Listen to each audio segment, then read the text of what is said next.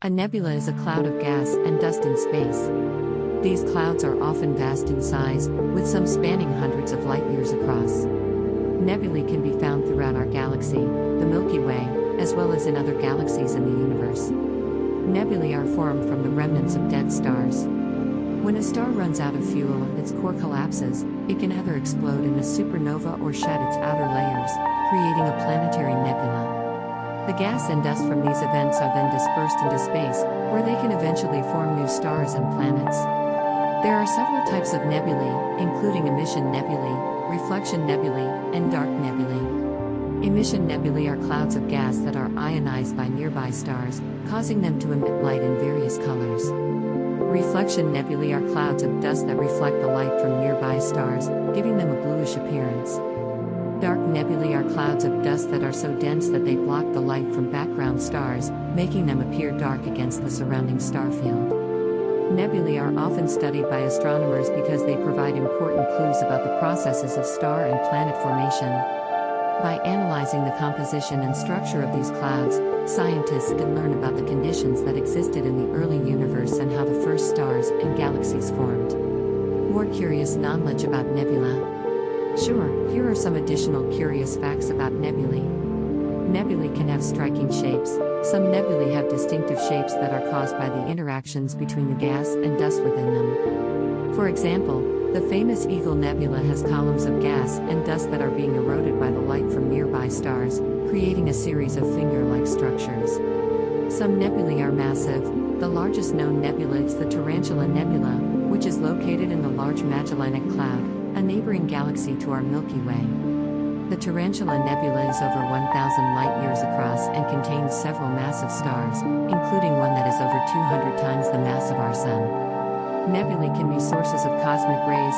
Cosmic rays are high-energy particles that originate from outside our solar system. Some of these particles are thought to be produced within nebulae, where they are accelerated by shock waves from supernova explosions. Nebulae can be different colors. The colors of nebulae are determined by the types of gases that are present within them. For example, emission nebulae are often pink or red due to the presence of ionized hydrogen gas, while reflection nebulae can be blue due to the scattering of light by dust particles. Nebulae can be used to test theories of gravity. The way that light is bent by the gravitational fields of massive objects can be used to test the predictions of Einstein's theory of general relativity. Nebulae that are located near massive objects, such as black holes or neutron stars, can be used to study the effects of gravity on light. Can nebula exist in Earth? No, nebulae cannot exist on Earth. Nebulae are clouds of gas and dust that are found in space, which is a vacuum.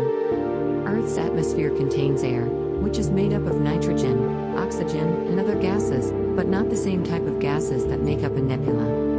Additionally, the conditions that are required to form a nebula, such as the explosion of a star or the shedding of its outer layers, do not occur on Earth. However, we can observe and study nebulae using telescopes and other instruments from Earth or from space observatories.